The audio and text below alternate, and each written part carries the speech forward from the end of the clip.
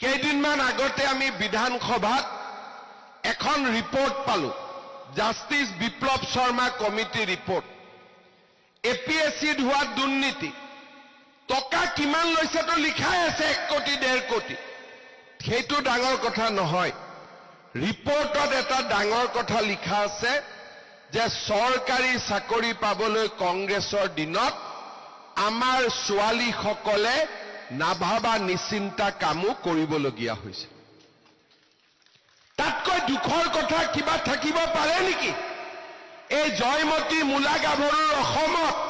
যদি সৰকাৰী চাকৰি লবলৈ ছোৱালীৰ ওপৰত অত্যাচাৰ কৰা হয় শাৰীৰিক মানসিক তাক কোনোবা অসমীয়া মানুহে স্বীকাৰ কৰিব পাৰিব নেকি এবোৰ মই কোৱা কথা নহয়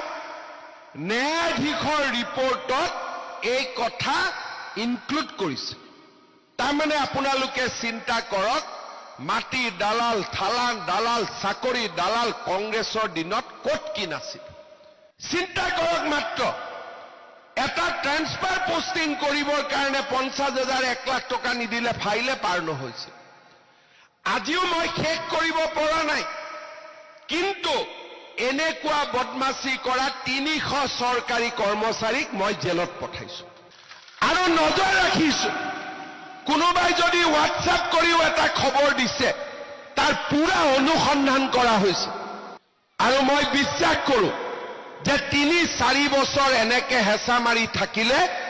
আমাৰ অসমত দুৰ্নীতি নোহোৱা হৈ যাব